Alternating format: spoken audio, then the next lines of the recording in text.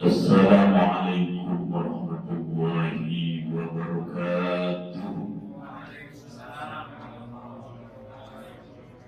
Alhamdulillah wa syukurillah wassalatu wassalamu ala rasulillah Muhammad bin Abdullah wa la hawla wa la quwwata illa billah. Para pengurus Masjid Al-Fatih Orkun Supreme yang kemuliaan Wabil Khusus Ketua Al-Ustaz Muhammad Anwar Sani yang memuliakan dengan segenap pengurusnya yang kami hormati, para bapak ibu-ibu, para jamaah, juga anak-anak calon ahlul jannah semuanya. Adanallahu wa iyyakum ajma'in.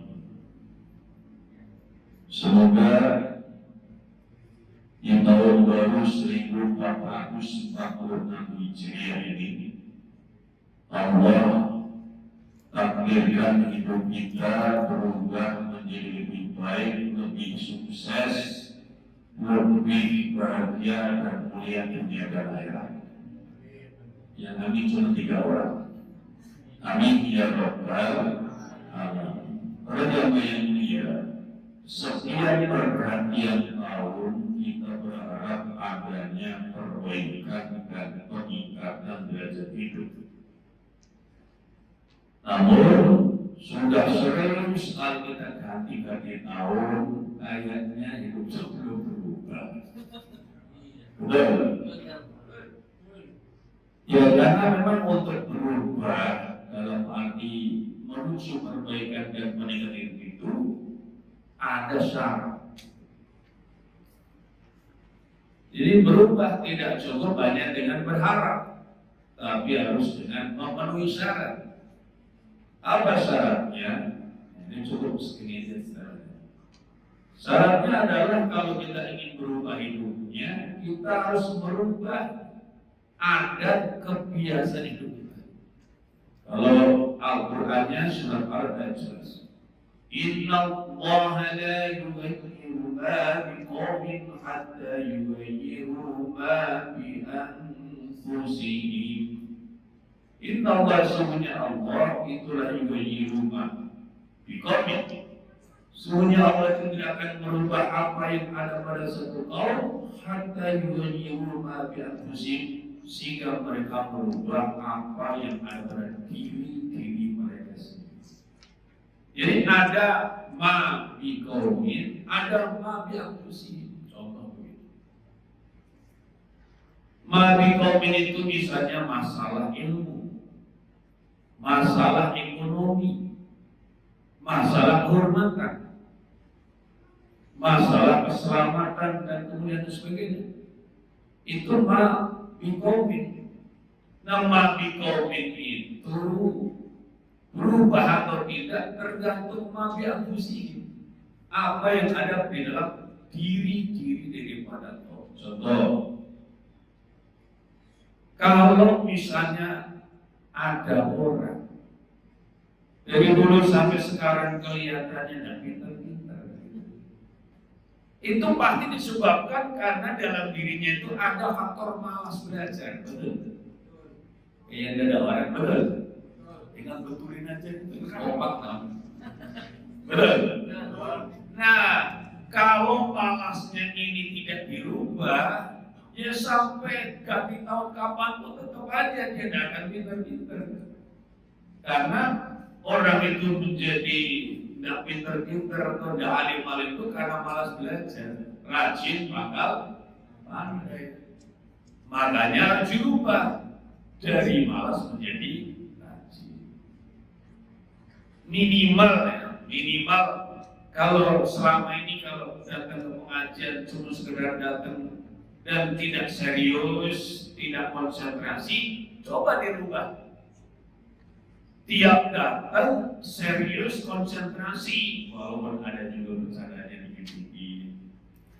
Terus apalagi apa sih pengajian begini pakai tulisan kayak orang kuliah aja. Nah, ini salah satu upaya maksudnya biar ada yang berubah dari kebiasaan kita. Kalau kita pengajian cuma ngomong jangankan jamaahnya, ustaznya juga lupa udah ceramah apa. Betul. Coba tanya ustaz yang ceramah di sini berkali-kali, nyampe judul apa aja, judulnya aja nggak usah isi. Lupa dia. Ustaz suruh ceramah apa aja bisa, insya Allah asal ngomong. Tapi pertanyaannya adalah pertanggungjawaban dari yang disampaikan. Jadi para jamaah yang melihat, kalau ingin ada perubahan dalam ilmu, berarti harus ada perubahan dalam adat kebiasaan kita. Yang malas belajar jadi rajin. Insya Allah, gak usah pengen tunggu tanggal tahun, ganti hari aja udah lain ilmunya. Betul begitu? Betulin aja gitu kayak masih mikir. Betul begitu? Betul aja. Kalau saya mikir-mikirnya, mikir satu orang aja. Atau lagi misalnya apa?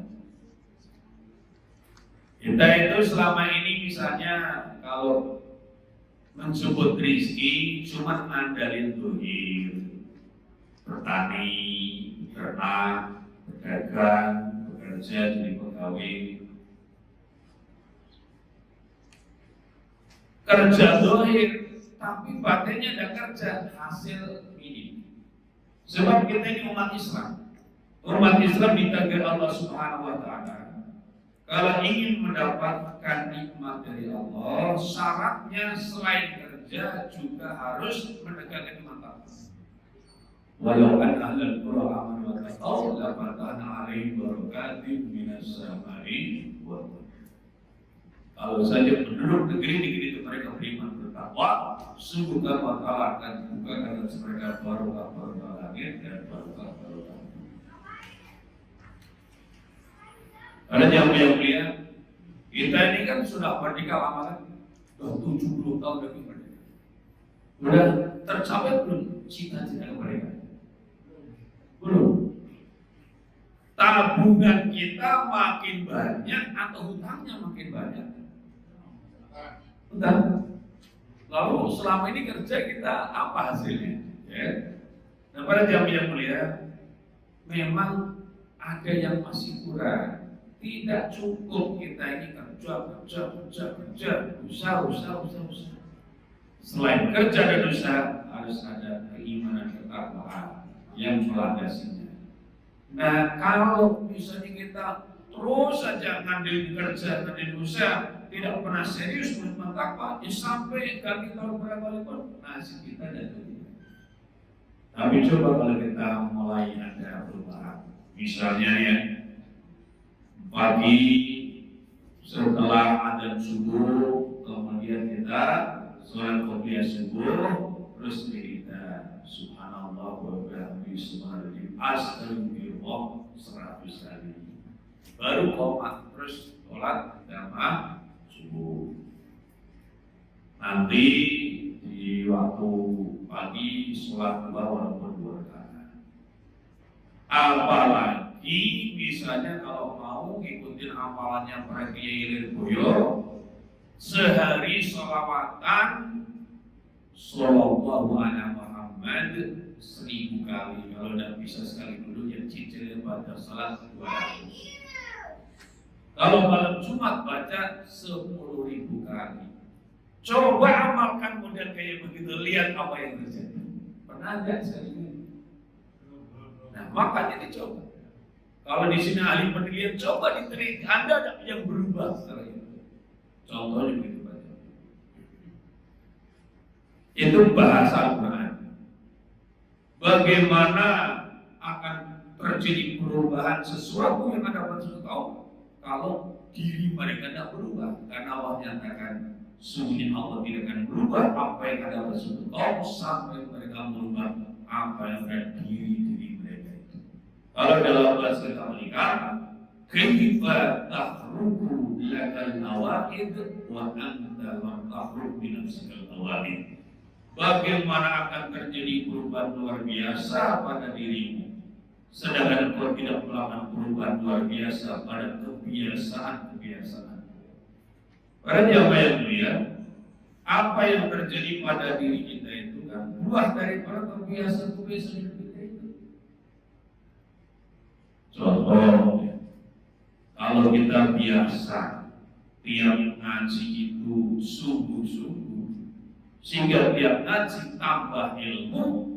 10 ngaji ya, 10 kali ngaji aja, ibarat sebulan sekali kita ngaji, berarti ada 10 kali pertama ilmu. Betul? Kalau kita punya kebiasaan baca selawat sehari 1000. Kalau kita selama 1 bulannya, berarti kita telah baca selawat 30.000. Nah, yang mau kita bahas pada hari ini adalah langkah meraih anugerah Allah di tahun 1446 Hijriah.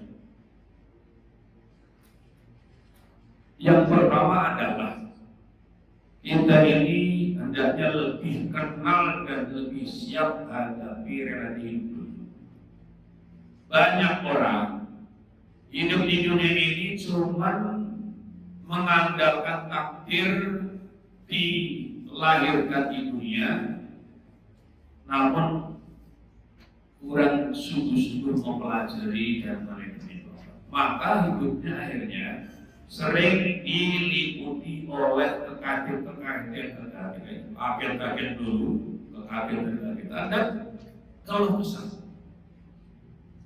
Padahal yang dikeluhkan itu sesuatu yang sesungguhnya merupakan biasa-biasa saja. Makanya kalau kita ngaji kitab Al-Hikam sebagai Alhamdulillah, la as'aghrib wa aktar matu tabidita. Jangan kamu itu menganggap asing, aneh terjadinya kekeluhan selagi kamu itu hidup di dalam kehidupan dunia. Karena sesungguhnya dunia itu tidaklah menampakkan kecuali yang merupakan hak sifatnya atau bahkan kewajiban daripada sifatnya. Apa misalnya? Yang pertama, dunia itu tempat ujian dan cobaan. Artinya, kalau kita di dunia ini ingin eksis, nomor 1, siapkan diri kita menghadapi berbagai macam ujian dan cobaan ini. Karena mau siap mau tidak siap, cobaan tetap akan datang pada tiap manusia. Allah sendiri terangkan di Al-Baqarah 125. وَلَنَبْلُوَنَّكُمْ بِشَيْءٍ مِنَ الْخَوْفِ وَالْجُوعِ وَنَقْصٍ مِنَ الْأَمْوَالِ وَالْأَنفُسِ وَالثَّمَرَاتِ وَبَشِّرِ الصَّابِرِينَ. Sungguh benar-benar Allah Subhanahu wa Ta'ala akan menimpakan cobaan kepada kamu sekalian. Bisyai'in minal khawfi, yang pertama adalah sesuatu daripada rasa takut. Tak ada seorang pun di dalam hidup ini kecuali dia dalam dirinya menyimpan rasa takut, mau ditampakkan maupun tidak, pasti ada rasa takut. Mencuri dan lapar, wanafsin al-amwal berangkus, kurang harta dan kurang jiwa, bertamarat dan kurang buah-buahan. Jadi ada saja dalam hidup ini yang kurang dalam hal harta, kurang dalam hal jiwa, kurang dalam buah-buahan. Wabashir sabirin, dan berilah kabar gembira kepada orang-orang yang sabar. Maka pada jam yang mulia, siapkan kesabaran kita menghadapi ujian dan cobaan dalam hidup. Seperti apa gambaran orang yang sabar? Wabashir sabirin, beri kabar gembira kepada orang yang sabar. Alladzina idza asabathum musibah qalu inna lillahi wa inna ilaihi raji'un. Ini namanya bacaan istirja. Apa namanya? Istirja. Begitu kepentok musibah, ujian, cobaan, tidak usah pakai tunda, langsung kita istirja. Inna lillahi wa inna ilaihi raji'un. Jangan sampai keliru, kadang-kadang orang mukmin itu inna lillahi wa inna ilaihi raji'un. Bukan inna lillahi wa inna ilaihi raji'un. Artinya apa? Sesungguhnya kami ini milik Allah, dan hanya kepada Allah akan menjadi orang-orang yang terbaik. Seandainya kita benar-benar memahami dan menghayati mana istirja, insya Allah cobaan seperti apapun terasa lebih ringan. Sebab yang membuat kita itu merasa sangat sedih, bahkan kadang-kadang marah dan kecewa, karena kita itu lagi lupa siapa kita, di mana kita, sedang apa kita, mau kemana kita. Contoh begini. Kalau ada di antara kita yang di sini tujuannya menjadi karyawan, jadi pegawai. Kalau kita kantor jam berapa masuk? Jam 8. Jam 8. Kalau aturan kantor jam 8 harus datang dan kantornya ketat sekali, kalau lewat jam 8 tidak boleh masuk, terus kita datang telat, terus kita tidak boleh masuk, marah tidak? Kita yang marah tidak? Kecewa tidak? Harusnya tidak, ada sadar, sudah tahu memang aturan demikian. Jam 8 harus sudah masuk, kita telat, dilarang masuk, ya terima. Itu keteledoran kita. Ibarat kita dimarahi, ya terima. Itu kesalahan kita. Nah, orang ketika menyadari keadaannya, dia bisa menghadapi cobaan itu. Tapi coba, kalau ada orang dia yang punya perusahaan, ya namanya punya owner perusahaan, mau datang jam 8 boleh, jam 10 boleh, jam 3 sore boleh, dan datang juga boleh. Nah, dia datang jam 11. Kebetulan penjaga pintu satpam baru, dilarang masuk. Tidak boleh masuk. Kenapa? Jam 8 terakhir itu boleh masuk. Sekarang jam 11 semua orang dilarang masuk. Marah deh kira-kira. Kecewa deh kira-kira. Kenapa? Karena kita merasa yang punya perusahaan kok dilarang-larang. Siapa yang ini? Satpam larang-larang owner perusahaan. Nah, begitulah kira-kira. Kita ini kadang-kadang ketemu ujian coba itu tidak terima.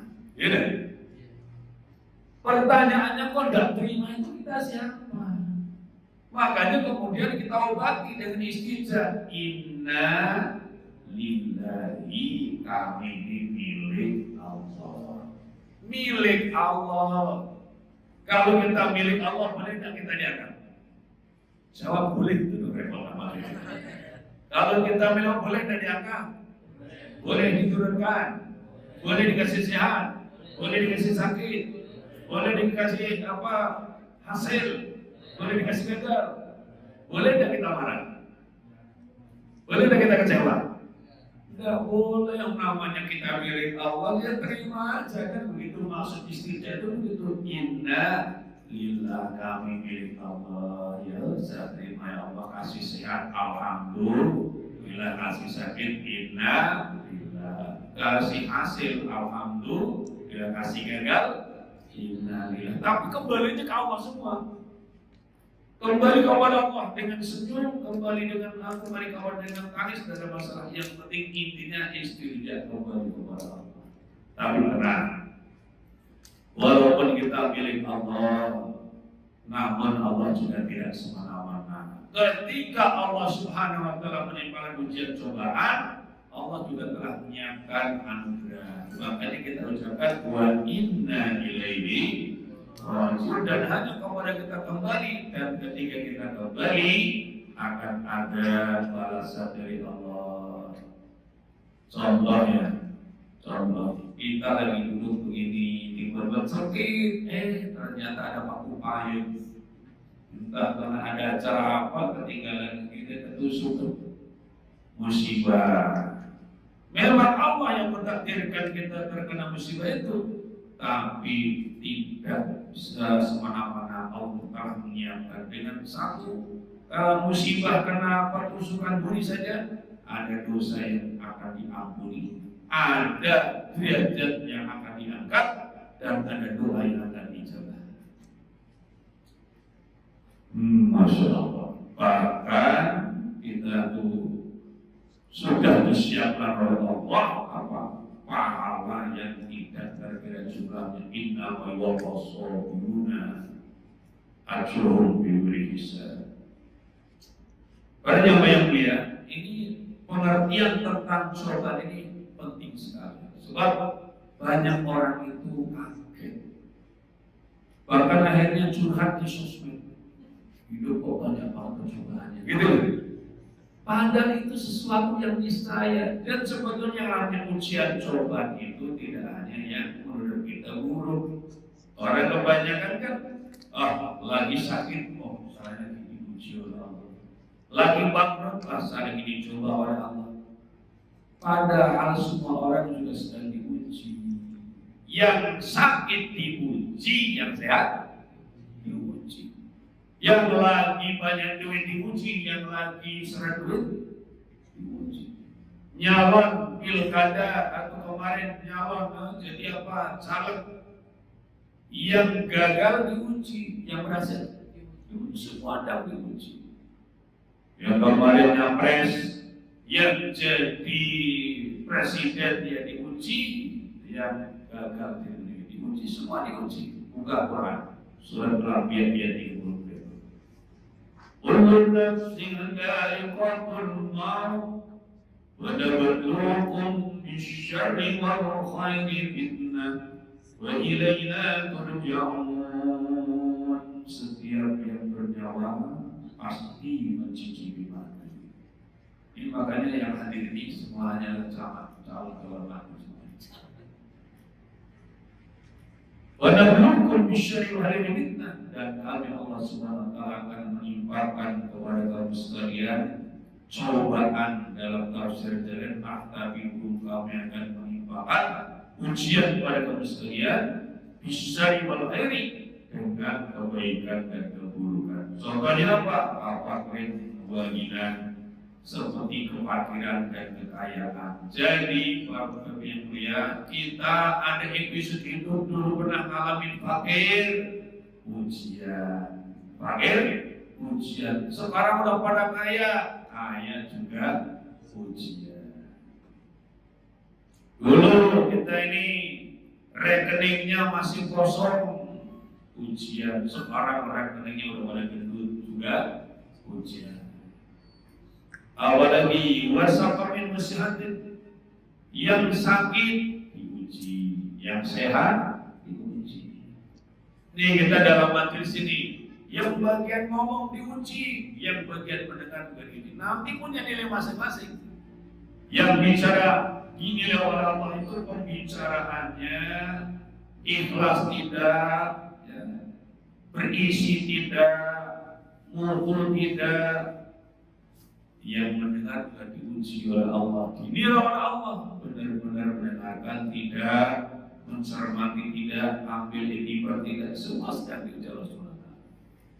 Masing-masing dapat balasan pahalanya ataupun sebaliknya.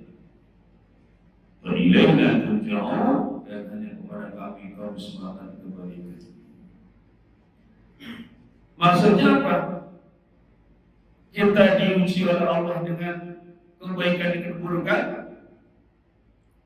fitnatan, karena sebagai fitnah atau sebagai ujian, airinam duru atau sebiuna atau sebiuna.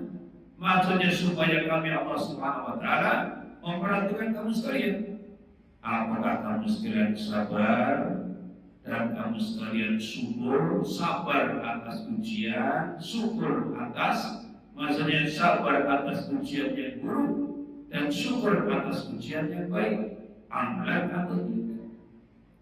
Maka pada jamaah yang mulia, kalau kita ditanya secara hakikatnya, siapa orang yang sukses?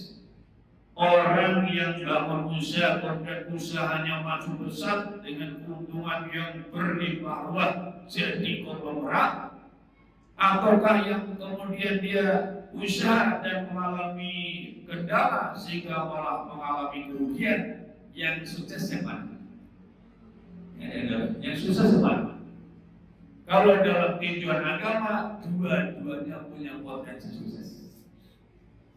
Yang diberikan apa? Kemajuan usaha, omsetnya masjid, ya kumpulannya melebar luas. Kalau dia syukur, sukses. Tapi kalau dia kufur, gagal. Sebab kenikmatan yang tidak disyukuri, kenikmatan yang dikufuri adalah pertanda akan datangnya azab. Wa in kafartum inna adzabi lasyadid.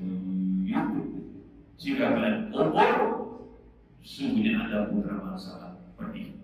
Yang mana kira-kira? Yang namanya azab dengan nikmat yang mana secaranya? Gampang. Kalau dalam kitab Al-Iqam disebutkan liyakilla ma tafrahu bihi yakilla ma tahzanu alaihi. Sedikitkan apa yang membuat kamu gembira karenanya, supaya sedikit pula apa yang kamu akan sedih karenanya. Karena yang banyak mulia, senang kalau kita oleh Allah diberikan nikmat bisa beli mobil Rolls Royce. Bahagia kira-kira? Bahagia? Berapa harganya? 14 miliar? Itu yang murah berarti. Ada yang 25 miliar, ya kan? Senang ya?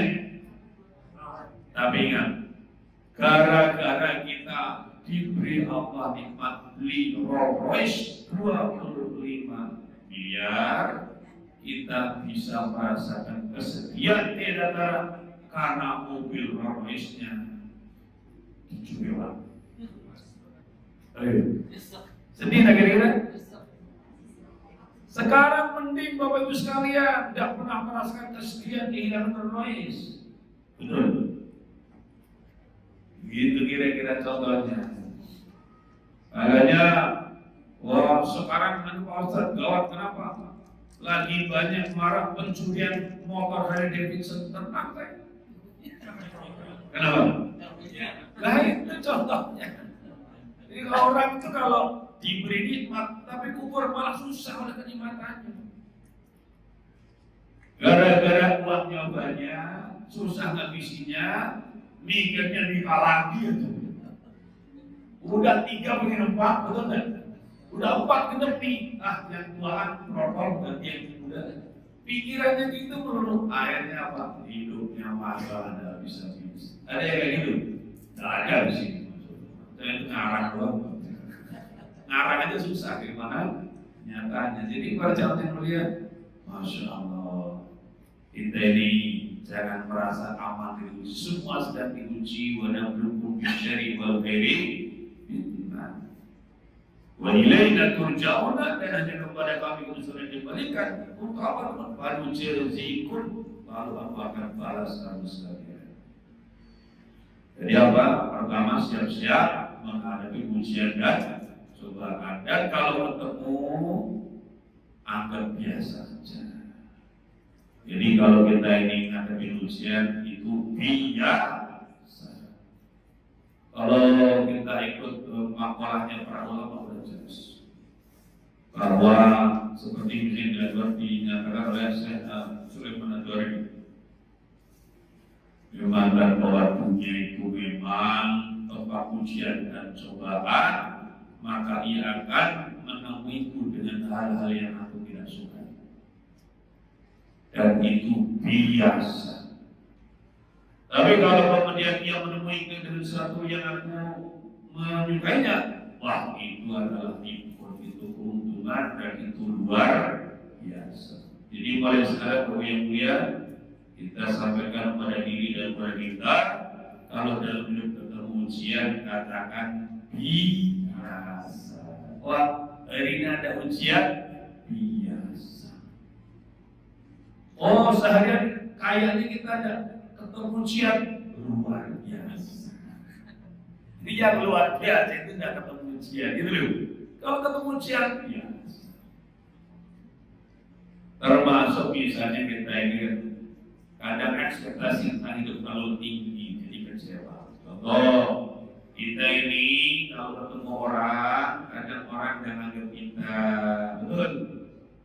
Kenapa? Orang itu umumnya cuma menganggap dengan yang lebih tinggi. Kita mah di sini memang mungkin menganggap orang kaya, tapi kalau kumpul yang keluarga kita, Ya tidak dianggap lah.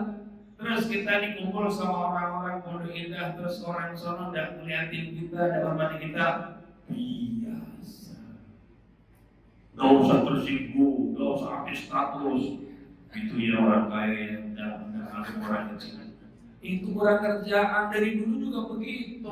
Iklamu anamal hayat dunya laibun wa lahwun wa zinatun wa tafakhurun bainakum wa taqul fil awali wal awlad.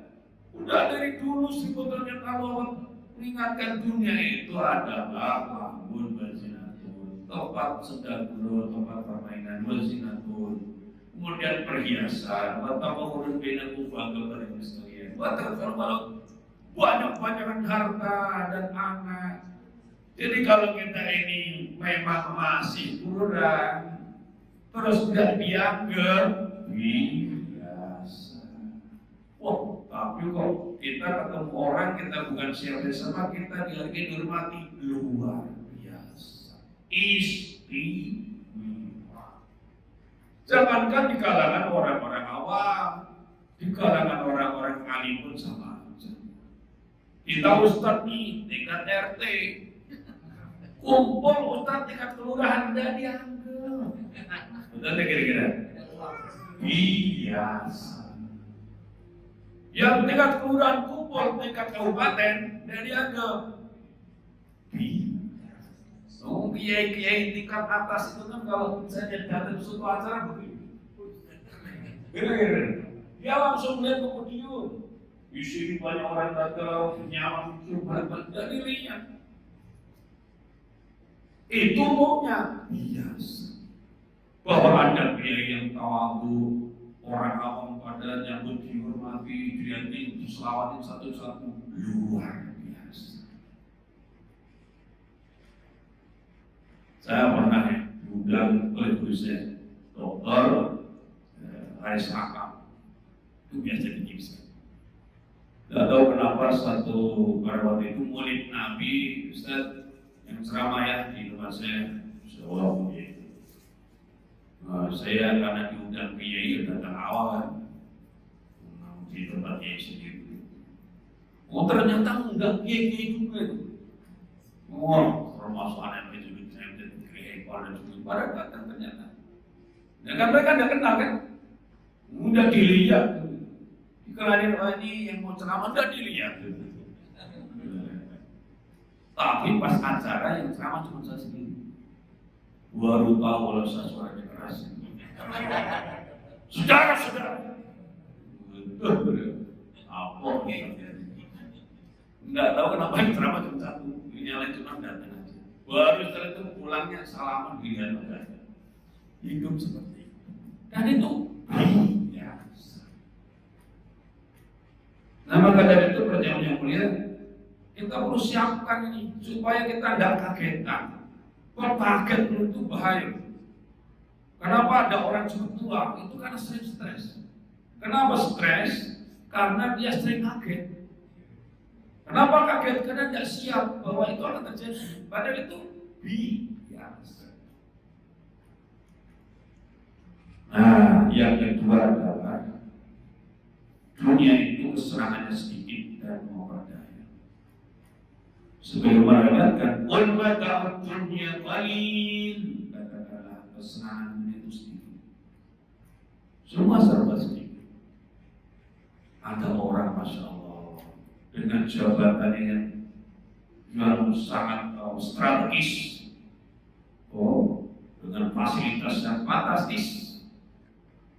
Kemudian dia tergoda oleh bujuk rayu hawa nafsu dan setan, terus berzina.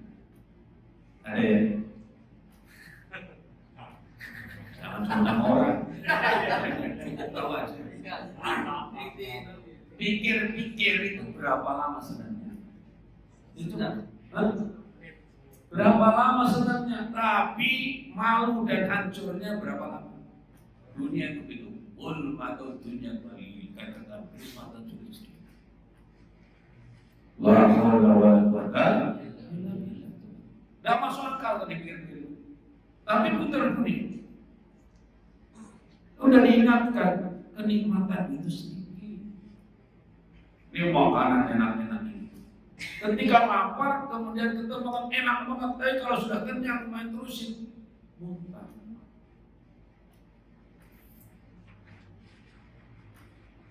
Apalagi wal akhiratu khairun liman ittaqaa, dan akhir lebih baik dari orang bertakwa. Maka kita harus punya satu manajemen hidup yang proporsional. Untuk dunia yang sedikit itu saja kita mau berjuang bagaimana mungkin. Untuk akhirat kita tidak mau berjuang, benar.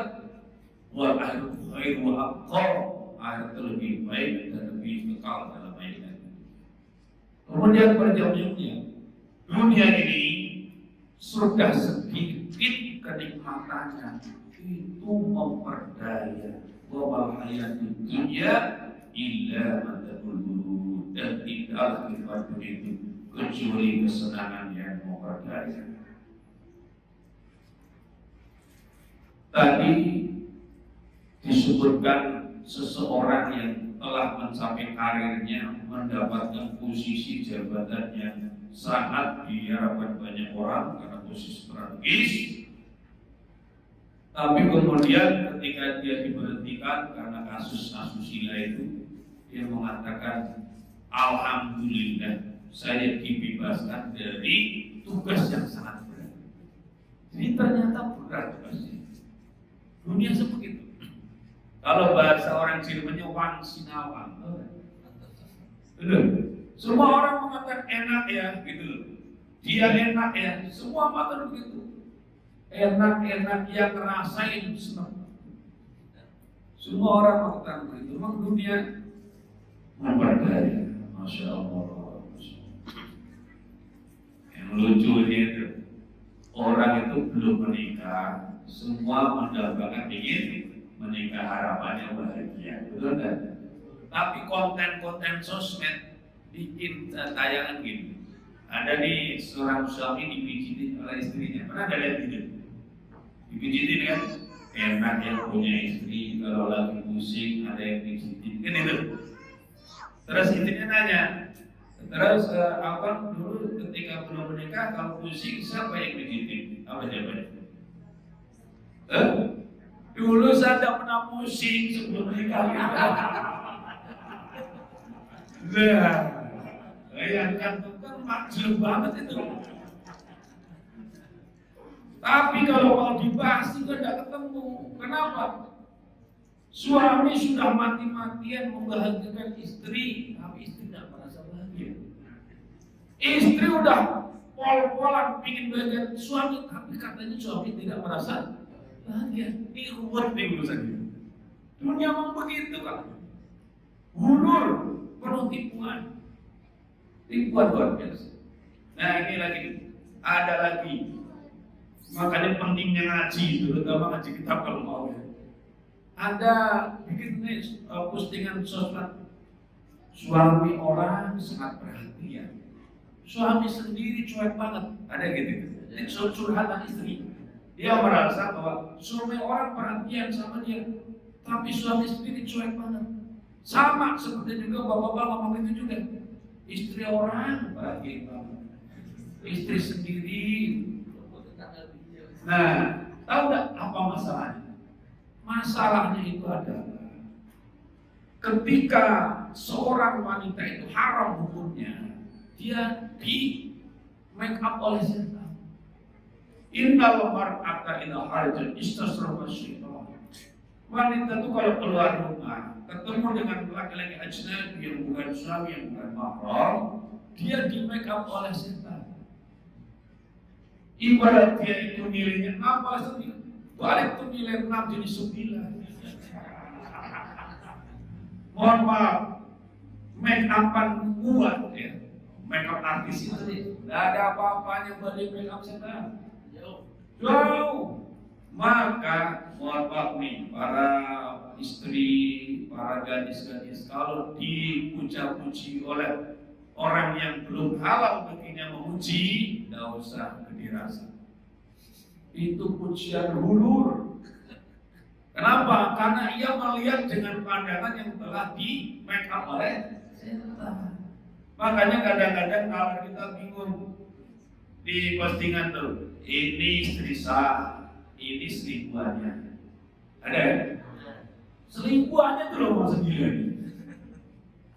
Dan selingkuh sama pembantunya sendiri sebagainya. Oh, itu kan yang ngomong kayak begitu kita orang waras. Yang jalanin lain cerita, karena yang dia lihat adalah seorang wanita yang di make up oleh setan, maka dia glowing. Walaupun tidak pakai skincare, ya kan? Wangi walaupun dia sebetulnya aslinya itu bau keringat. Nah, maka kalau ada orang suka yang kayak tidak ada putusnya, itu ada cerita lagi. Seorang santri curhat ke kiai ya. Saya ini bingung apa? Dulu pertama kali saya melihat calon istri saya, itu saya lihat dia wanita paling cantik sedunia.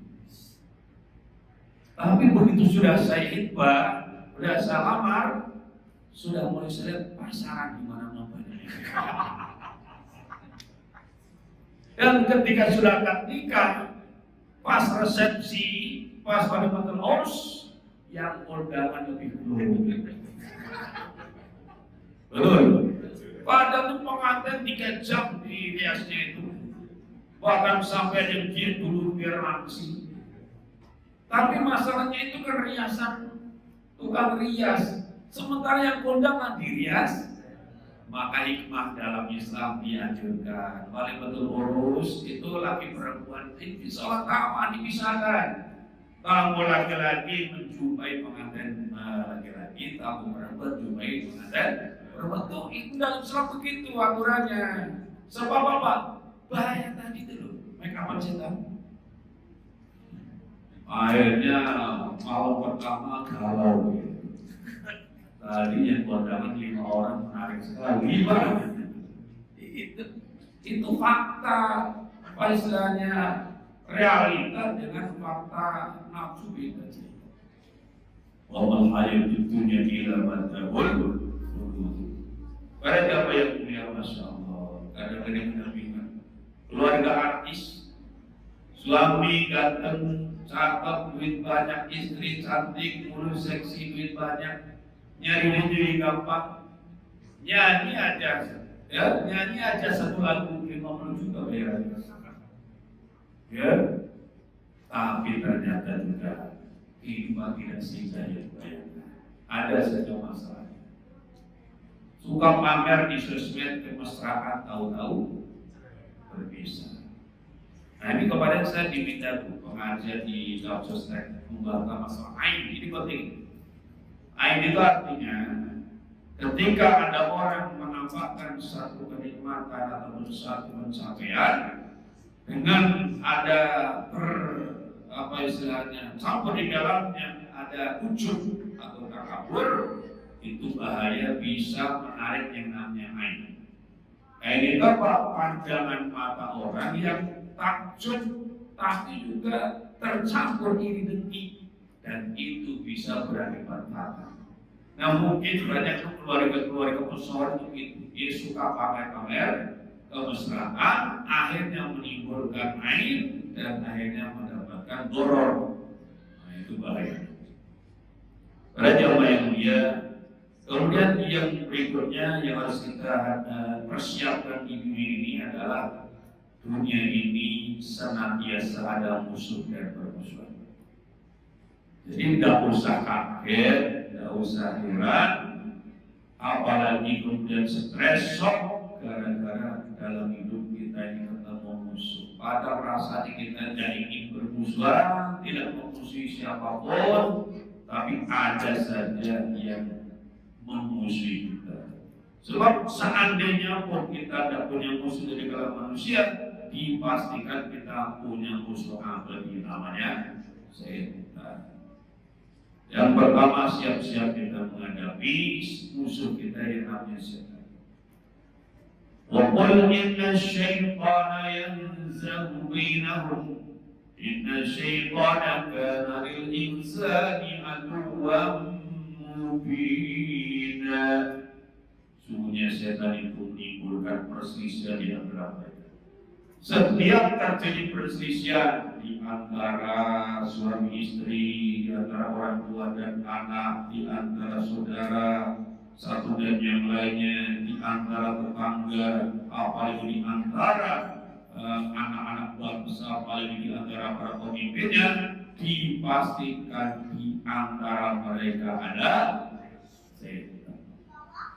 Seandainya tidak karena provokasi setan, perkara apa yang tidak bisa dimusyawarahkan, betul begitu? Dibetulin aja beda, betul. Apalagi itu suami istri, orang tua dan anak, tetangga yang akan senantiasa dekat rumahnya. Apa sih yang tidak bisa dibicarakan dan dimusyawarahkan? Tapi kenapa kemudian yang muncul adalah arogansi dan kemudian saling menggelini? Pasti di tengah-tengah mereka ada setan. Qul inna syaitana yanzagu bainahum. Katakanlah, sungguhnya setan itu menimbulkan perselisihan di antara mereka. Inna syaitana kana linsani aduwwan mubinan. Sungguhnya setan itu adalah ia menjadi musuh yang nyata bagi manusia. Para jamaah dia, ini repotnya. Setan anggap kita manusia ini musuhnya dan musuh yang abadi. Iri dengki setan itu, dendam setan tidak pernah padam. Tapi kita justru sering malah setan itu bagi kita CS berat. Coba bayangkan, ada tidak seorang anak yang ia tidak mau diatur orang tuanya? Ada kan? Ketika ada anak tidak mau berdosa, tidak mau diatur orang tua, saya mau atur diri saya sendiri. Itu sesungguhnya tidak ada. Yang ada itu mau diatur orang tua atau diatur oleh setan. Ketika ada anak lebih milih menentang orang tua dengan dalih mau ngatur diri sendiri, enggak, akhirnya sebetulnya apa? Dia tidak mau nurut sama orang tua, tapi dia mau nurutnya sama setan. Pertanyaannya adalah, tuh orang tua dari dia masih kandungan udah merhatiin dia, mendoakan dia, merawat dia. Begitu lahir ibunya melahirkan dengan taruhan nyawa, dari kecil dibiayai, kemudian disekolahkan, dikuliahkan, habis berapa ratus juta biayanya. Orang yang demikian besar jasanya tidak dituruti, terus nuruti setan. Ngomong-ngomong, setan ngasih apa selama ini? Ayo, ngasih apa? Yang sudah dikasih apa dan yang menjanjikan apa? Luar biasa. Ada murid, siswa, santri tidak mau nurut nasihat gurunya, ustadznya, kiainya.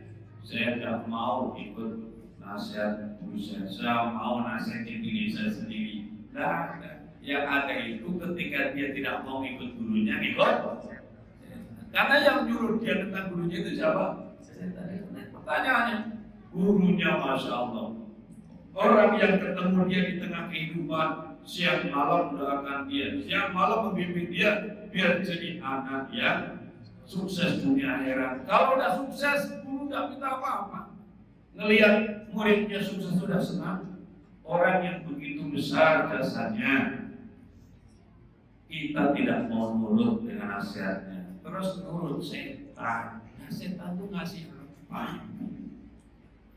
Kalau dilanjutkan nih, manusia ada yang tidak mau nurut kepada Allah. Padahal Allah yang menciptakan dia, yang membesarkan dia, yang mencukupi kebutuhan dia, yang memberikan rezeki dia, memberi karir dia sukses. Tidak mau mentaatinya, lalu mentaati setan. Nah, setan itu jasanya apa? Para jemaah yang mulia, itu dasarnya dibuat daripada setan sebagai musuh manusia. Jadi musuh, tapi malah kita itu menjadikan dia sebagai bestie ibaratnya. Padahal dia disebut inna syaitana kana linsani aduwwan mubina. Yang kedua, perjalanan yang mulia, setan kita yang kedua musuh kita apa? Hawa nafsu. Hawa nafsu itu adalah potensi dalam diri kita yang mendorong kita untuk melakukan satu perbuatan, dan ketika nafsu itu belum terdidik, belum menjadi nafsu mutmainnah, maka tentu yang diajak oleh nafsu adalah berbuat keburukan, sebagaimana ungkapan dari Nabi Yusuf, inna nafsa la'ammaratun bisu'. Sungguhnya nafsu itu ya memerintahkan kepada kejahatan, kepada keburukan, illa marahimarabi, kecuali nafsu yang diberi rahmat oleh Rabbi. Itu yang disebut dengan nafsul mutmainnah. Para jamaah yang mulia, lalu solusinya bagaimana? Kalau ngadepin setan, solusinya adalah isti'adzah. Apa? Isti'adzah. Itu minta perlindungan kepada Allah dengan kalimat a'udzubillahi minasyaitonir rajim. Aku berlindung kepada dari setan yang tertutup, atau Rabbi a'udzubika min hamazati sayyi'in wa a'udzubika Rabbi ayyahudun, atau ya ma'aminatain kula bilwalad kula bilnas. Jadi jangan kita berantem sama setan, capek lah. Setan berjaya berantem. Setan itu gimana kelawannya itu? Setan melihat kita tidak melihatnya. Setan hidup terus, kita ada umurnya di dunia. Yang kedua adalah hawa nafsu, sudah ya. Kalau hawa nafsu bagaimana? Hawa nafsu kita harus isti'anah, minta pertolongan Allah agar bisa mengendalikan. Sebab hawa nafsu itu juga dibutuhkan pada waktu dan tempatnya. Makanya dalam Quran disebutkan wa amma man khafa maqama rabbih wa nahan nafsa 'anil hawa fa innal jannata hiyal ma'wa. Intinya apa? Orang yang takut kepada Tuhannya, kepada kebutuhannya, wa nahan nafsa dan dia sanggup menahan nafsu dari hawanya, maka surgalah tempatnya. Biasanya apa? Ada nafsu yang kalau dalam istilah anak-anak haji itu disebut dengan gharizah. Ada yang namanya gharizatun naum, naluri untuk mencintai, lebih khusus mencintai lawan jenis. Nah itu dalam tiap diri manusia ada itu yang namanya kesukaan atau hawa nafsu kepada lain jenis. Sebagaimana juga disebut dalam Quran, khususnya dengan sebuah syahwat minan nisa. Dia sudah bermanusia itu syahwat, cinta, suka, berhasrat di antaranya kepada wanita. Bagaimana itu? Itu ladang amal agar kita bisa mengendalikan. Kalau diletakkan di tempat yang syar'i, yang halal, jadi ibadah. Pernah pada jam yang mulia ada sahabat-sahabat dari kalangan orang masakin itu kan sunat Rasul. Ya Rasul, ya enak tuh saudara-saudara kami yang kaya itu ahlu tutur, orang-orang yang hartanya banyak, mereka borong pahala. Kami sholat, mereka sholat, kami puasa, mereka puasa, kami ngaji, mereka ngaji. Wayat tasaddaqun nabi putih ambalih, dan mereka bisa sedekah dengan kelebihan mereka. Nah kalau sudah sedekah, kami mentok ya Rasul. Apa yang terjadi? Rasul kemudian memberikan arahan apa amalan agar bisa berpahala sedekah, termasuk di bagian menyatakan wa bi muta'atikum sedekah. Di dalam hubungan suami istri kamu sekalian itu terdapat pahala sedekah. Kaget sahabat. Di sini tidak kaget ya ternyata. Sahabat, ya Rasul yang benar aja. Apakah salah seorang kami melampiaskan syahwatnya dan dia dapat pahala sedekah? Maka Rasul bertanya, itu kalau diletakkan di tempat haram dosa tidak? Dosa tidak? Ya kayak yang lagi beritanya rame itu, diletakkan di stafnya, dosa tidak? Dosa. Nah, kalau diletakkan di tempat yang haram dosa, diletakkan di tempat yang syar'i, yang halal, maka dapat pahala sedekah. Nah, itu kalau hawa nafsu terkendali jadi ladang amal. Makanya katanya dulu Rabi Al-Adawiyah itu kalau malam-malam beliau mau tahajud, mau salatul lail, minta izin sama syekhnya dulu, nanya mau sedekah atau tidak. Ya, kalau enggak tahajud. Masya Allah. Mendulu. Kemudian ada lagi musuh yang ketiga nih, walaupun dengan berat tadi kita sampaikan juga akan ada namanya musuh dari kalangan manusia. Pada jamaah yang mulia, jadi kalau kita di mana saja berada ketemu ada orang yang tidak suka atau orang yang mengganggu kita, itu satu hal yang biasa. Saya punya teman yang dulu pernah jadi manajer di media Indonesia, sekarang di Telkomsel, itu beli rumah di Cibubur. Dia udah punya rumah tuh kasih sebetulnya di Kelapa Indah, tapi di sana sering banjir. Terus dia beli di Cibubur. Tapi begitu dia pindah ke Cibubur, tidak klop sama tetangga, gitu. Ribut mulu gitu. Parkir dikit, misalnya ke depan rumah dia dipermasalahkan. Sampai dia nggak kerasa, pindah lagi dia ke Bekasi.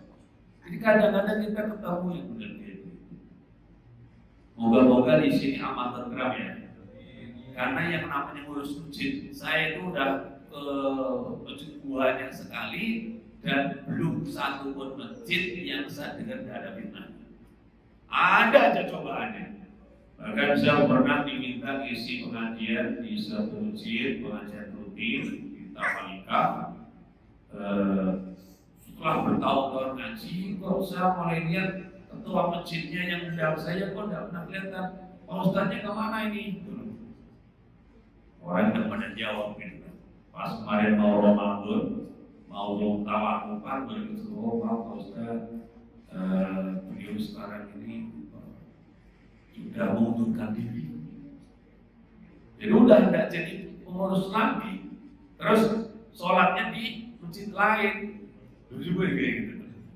Ya Allah, ada aja yang kayak gitu. Terus saya herannya, dan itu saya bukan 1-2 tempat, di BSD juga sama. Ada orang yang pernah dan saya bahkan jemput ke rumah, padahal itu pengajian subuh di dekat rumah jam 3. Terus terjadi perubahan manajemen masjid yang harus pakai yayasan dan sebagainya kan. Dia tidak setuju pakai yayasan segala, tidak ke masjid juga. Bertahun-tahun setelah sekarang masjid dibangun baru, saya mulai bertemu lagi. Jadi ada saja, makanya kita mesti siap. Maksudnya apa? Tidak usah kita itu kaget dan sabar. Maksudnya orang-orang yang dalam peristiwa itu dia kecewa, marah, yang kita maklumi, moga-moga segera kembali. Dan kita kan oleh Rasulullah itu diberikan arahan bahwa di antara kita sama muslim kadang-kadang beda pendapat, marah, kesal, kecewa, dimaklumi, ditoleransi dengan batas waktu. Berapa lama batas waktunya? 3 hari, bukan dari sini 3 malam tepatnya. Salah dilayani. Jadi contoh, kita nih konsep dari ini nih, ngomong udah cocok, ribut gitu. Dari apa nih? Had ya. Malam Senin kesel, dimaklumi. Malam Selasa kesel, masih ditoleransi. Ingat, tinggal semalam lagi. Malam Rabu pagi harus ada normal. Jadi perasaan manusia dihormati, memang orang bisa marah, bisa kesal, tapi jangan diubah, apalagi sesama muslim. Kan yang namanya orang bersama harus klop dalam semua hal, betul kan? Hidup itu kayak orang sekolah gitu, nilainya banyak banget. Dalam hal ini kita ada cocok, tapi kan ada cocok yang lain. Karena apa? Kita kalau sudah 3 malam lewat, kembali lagi semula, dan boleh kita mengajar atau mendiamkan saudara sama muslim. Itu ajarannya, tapi pengamalan kan kadang-kadang berat, benar kan? sampai pun itu ustaz atau kiai sekalipun. Maka kita butuh pertolongan Allah Subhanahu wa taala. Allahumma a'inna ala dzikrika wa syukrika wa husni ibadatika. Karena pada zaman yang mulia bahwa di antara manusia kadang terjadi permusuhan itu bahkan diingatkan Allah sebelum manusia itu sendiri turun ke dunia. Nabi Adam dan Siti Hawa ketika mau turun ke dunia, Allah ingatkan, Allah telah berfirman, itu waktukum libatin aduh. Turunlah kamu sekalian, Nabi Adam, Siti Hawa dan calon-calon keturunannya ke dunia. Waktukum hai waktu duriyati, sebagian kamu maksud sebagian daripada keturunan Nabi Adam, libatin kepada sebagian yang lainnya itu aduh adalah musuh atau permusuhan. Jadi manusia satu dan yang lainnya itu akan bisa muncul permusuhan sebab apa? Min dulmi ba'di ba'dor, disebabkan penggaliman sebagian manusia terhadap sebagian yang lain. Jadi jangan sampai kita misalnya begini ya, tinggal di komplek Spring Fortune ya, Fortune Spring, apa maksudnya itu? Fortune apa? Spring apa? Oh, Anda kita gini, kita tinggal di Fortune Spring, terus ketemu tetangga tuh siapa yang interaksinya kurang nyaman, gitu. Terus kemudian kita, kalau begini cara coba pindah aja, mau pindah ke mana Pak? Nanti ketemu lagi model kayak begitu. Caranya itu bukan kita yang pergi, kita lebih kuat lagi. Itu jangan kita yang kemudian tidak kuat ngadepin ujian kayak begitu. Pergi kemana aja sami mawon. Orangnya namanya beda kelakuannya, sama dan sekalipun. Yang namanya Fir'aun akan ada di tiap zaman dan waktu. Iya toba, Fir'aun ada, Qarun ada, Haman ada. Yang beda nama orangnya, perilaku mirip, karena itulah hiasan dunia. Makanya jadi orang kuat, bukan kita yang dikit-dikit pikir lagi, wah ruwet kita nanti. Malah justru hanya kita jadi orang lama kan gitu. Kalau kita pindah jadi orang baru, betul nggak kira-kira? Sama ada orang lama sama orang baru? Beda. Masya Allah, lagi kalau macam Ustaz saling aku baru datang, wow. Susah itu, nanti bisa diganggu dia kan, sampai jadi orang lama kan gitu. Agak ada yang pintar tuh, santri baru lulus, ngapi dulu di satu kampung sama senior-senior hormat takdim, ya cium tangan bolak-balik, kan nanti yang sekolah lama wafat tuh kan yang mengambilkan yang di belakangnya. Dan begitulah kehidupan. Ini berada yang siap-siap. Bahkan kadang-kadang, Masya Allah, perbuatan memusuhi itu ada dalam rumah kita sendiri. Satu ingatkan, ya ayyuhalladzina amanu, inna min azwajikum wa awladikum aduwwan lakum fahdharuhum. Orang-orang beriman, sesungguhnya sebagian daripada jodoh-jodoh kamu sekalian dan anak-anak kamu sekalian itu musuh kamu sekalian, maka hati-hati kamu sekalian. Kadang-kadang demikian. Nabi Nuh alami betul. Siapa? Nabi Nuh ada Kan'an yang menjadi musuh bapaknya sendiri. Nabi siapa lagi? Ada Nabi Lut, ada istrinya, Masya Allah. Ada saja cobaan seperti itu. Bahkan kita sebagai umatnya, kita diperintahkan oleh Allah menyiapkan kekuatan karena ada dari bangsa lain atau umat lain yang mengancam eksistensi kita. Pada sampai di halaman 60 disebutkan, wa itu lahum mastata'tum min quwwatin min wadriwatil khairi tuhibuna bi'anwallahi. Dan siapkanlah untuk menghadapi mereka kekuatan Allah dan kamu sanggupi, dan dari budak-budak diangkat untuk berperang yang dengan satu kamu memintakan musuh dan musuhnya. Kalau ingin damai dunia, umat Islam harus Kalau umat Islam kuat, tidak ada ganggu. Tapi kalau umat Islamnya lemah, nah itu yang seperti terjadi di Palestina. Umat Islam sedang sangat lemahnya, sehingga saudaranya ditolimi tidak ada yang bisa menolong. Benar apalagi pada zaman yang mulia, dunia tempat manusia ibadah dan balasannya akan disempurnakan di akhirat. Maka jangan lupa niatkan hidup kita ini untuk membangun kehidupan akhirat. Maka itu harta akhirat tidak lebih asing. Siapapun orang yang menghendaki tanaman akhirat untuk akhirat, kami akan tambahkan dunia dalam untungan tanaman itu.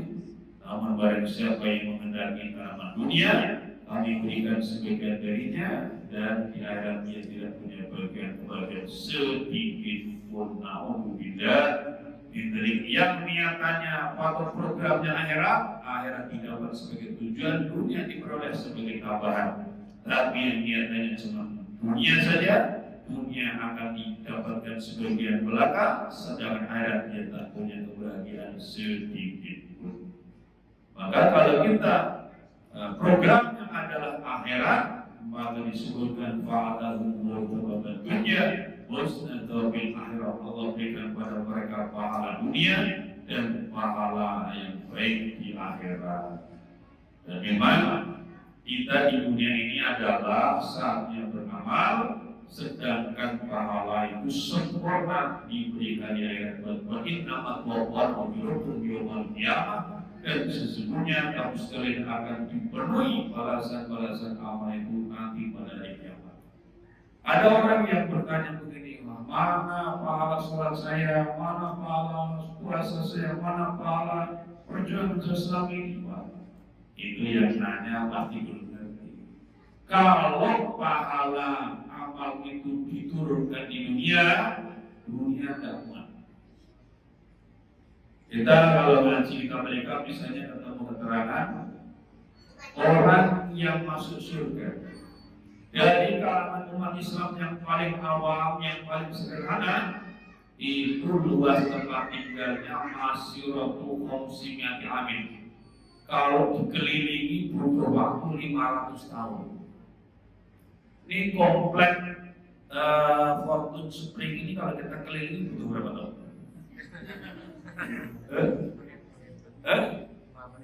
5 menit selesai.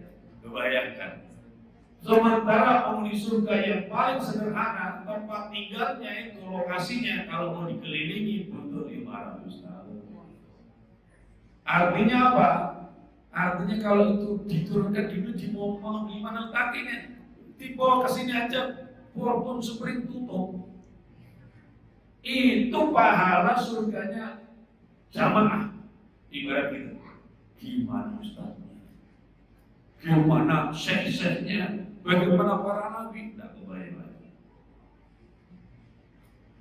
Para jamaah yang mulia, kemudian yang kedua adalah dalam hidup ini dari kita berharap dan bergantung hanya kepada Allah Subhanahu wa Ta'ala. Secara batin demikian. Sebab penentunya apa? Rezeki Allah yang subhanahu wa ta'ala. Allah yang meluaskan rezeki siapapun yang kehendaki. Min ibadi daripada hamba-hambanya, wajibullah, dan juga yang membatasinya. Orang boleh kerja sekuat tenaga, boleh berusaha sebanyak-banyaknya, tapi perlu diingat bahwa rezeki yang membagi Gusti Allah. Siapa yang rezekinya luas, siapa yang rezekinya terbatas, itu sudah diatur oleh Allah SWT. Maka kerja dan usaha niatkan ibadah.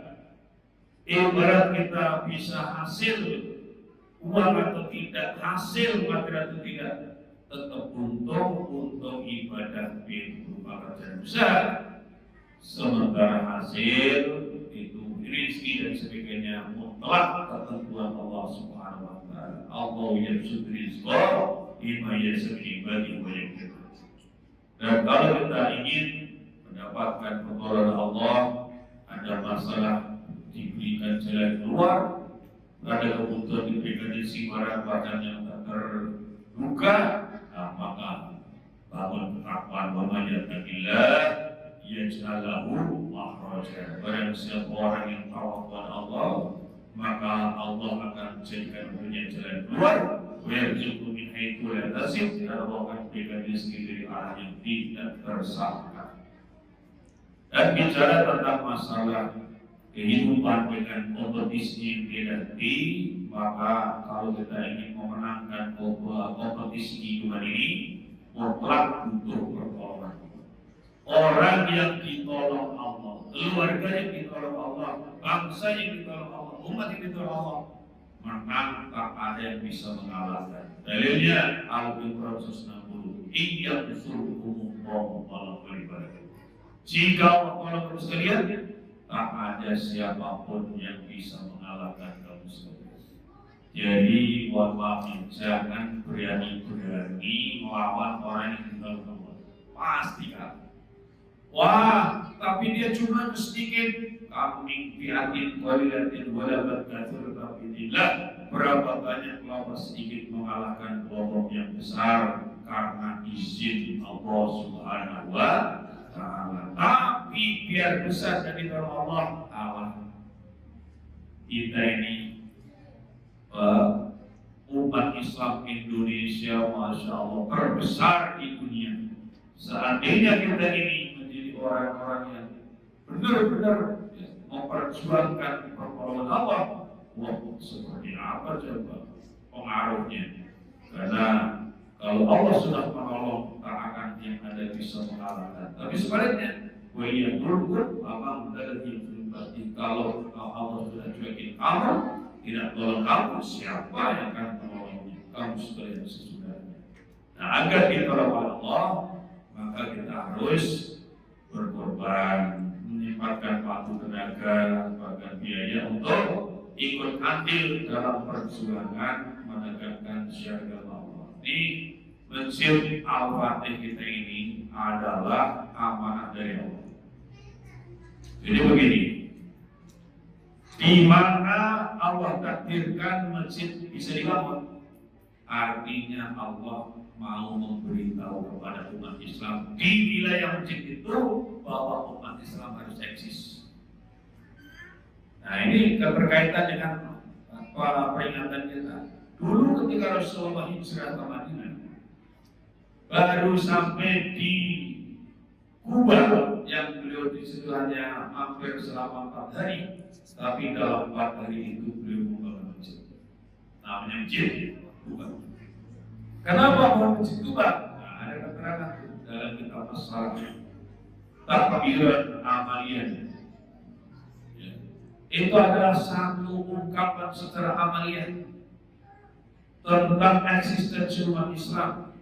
Di mana masjid dibangun, berarti di situ umat Islam sudah diberi Allah eksistensi. Sebab kalau tidak bisa. Saya punya teman mubalik kondang, ustaz kondang. Tapi oleh orang tuanya diberikan rumah di komplek yang mayoritas itu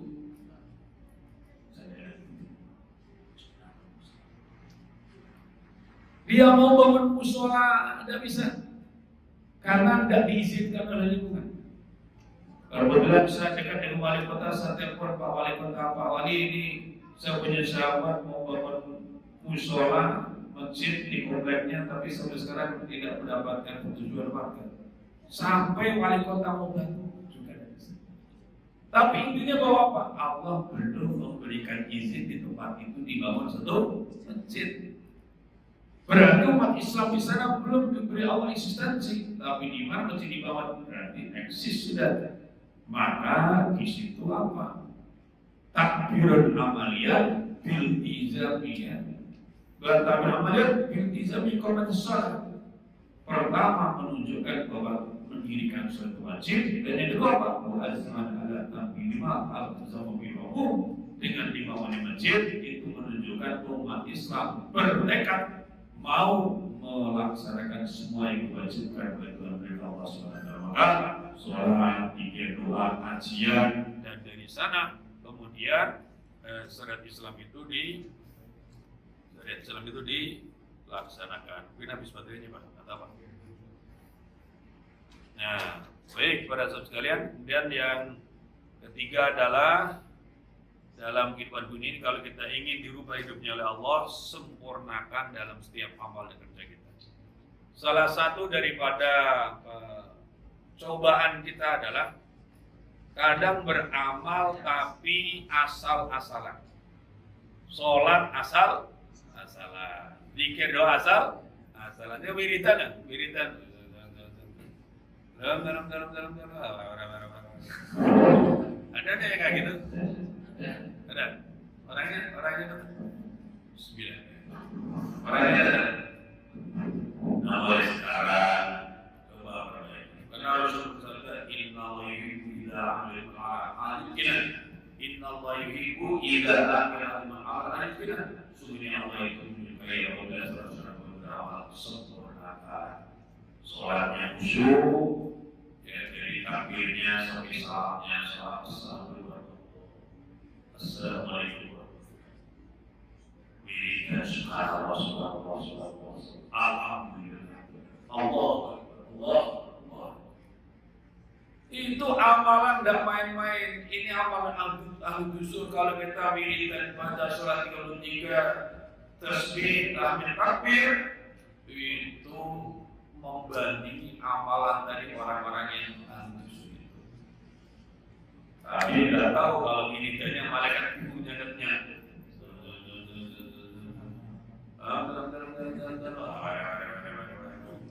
Malaikat ini apa sih bahasanya? Itu sempurnakan. Makanya kita ngaji walaupun agar pakai tulis upaya menyempurnakan. Kalaupun lupa benernya di rumah masing-masing baca. Minimal jadi bukti. Saya ada pengajian dulu di Masjid Pondok Indah mau bahas Asmaul Husna. 100 kali pertemuan. Apa buktinya? Pernah ngaji itu? Tuh lihat fotokopiannya. 2 lembar kali 100, 200 lembar. Lumayan. Kalau mau nyimpen di akhirat sempurnakan. Nah ini contoh nih buat masjid. Jadi masjid ini kan sarana dakwah bilisan kalau zaman sekarang dari adanya, sholatnya, khutbahnya, pengajiannya. Maka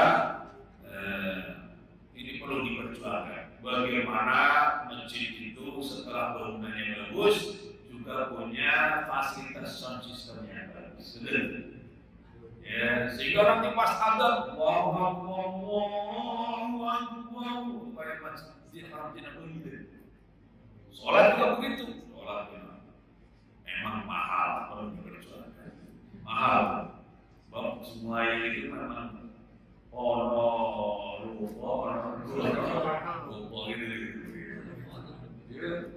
Kenapa sih kita kalau saat berjalan Nabi bagus, selain memang imannya memang hebat, sound sistemnya juga bagus. Coba kalau sound sistem musola kita ini kemudian dibawa ke Mekah, ini mati juga satu imamnya. Ada di Allah, itu urusannya lupa. Penyanyi aja masalah, penyanyi itu kadang ada yang kemana-mana bawa mic sendiri karena khawatir dengan pinjaman ini. Nah Ustadz suruh ngomong, ya suruh buat orang 1,5 jam misalnya dengerin dia, sementara modalnya ngomong doang. Lah kalau penyanyi pakai joget, gitu kan, pakai baju seronok, gitu lah. Lah Ustadz suruh ngomong tapi sound system tidak mendukung, misalnya di telinga ada enak kan jadi terganggu jamaahnya, betul gitu. Nah itu perjuangan. Oke, cuma masya Allah. Suruh membuat orang ratusan jumlahnya bahkan ribuan dengerin ngomong. Padahal waktunya pas lagi lelah-lelahnya ya, apa aku. Tapi dengan sound yang bagus mungkin tertolong. Nah, itu termasuk upaya menyempurnakan. Terus ini yang jadi muadzin dilatih. Muadzin-muadzinnya itu dilatih. Kalau perlu diadakan pelatihan muadzin, biar adanya itu mantap gitu.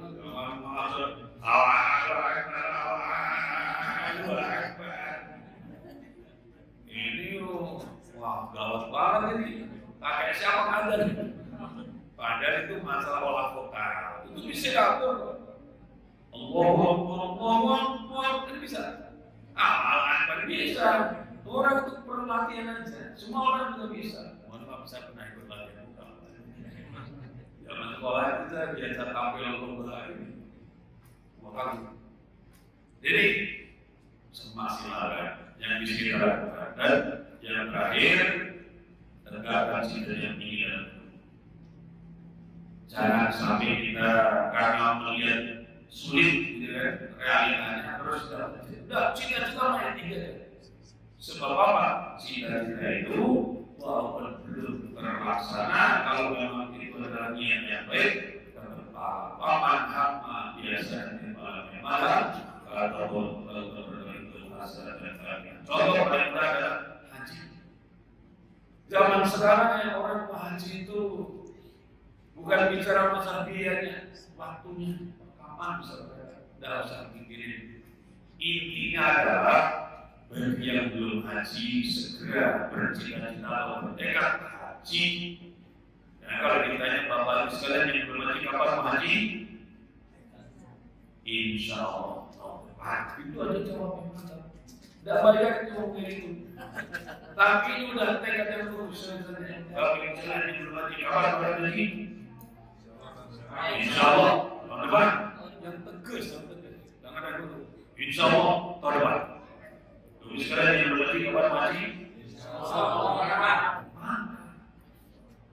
Terus serius buktikan.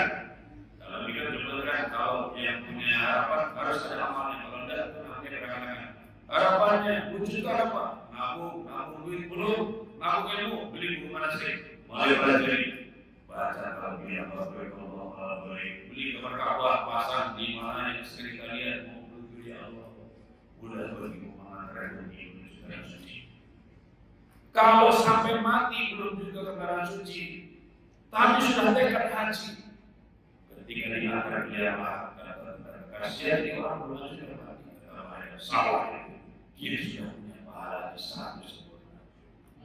Aman hamma biasa di dalamnya Allah, kata Allah itu hasanah kami. Allah tuliskan di sisinya satu haji sempurna. Tapi kalau yang tidak punya niat sama sekali, kosong. Ini ada pengajian kita bulan depan.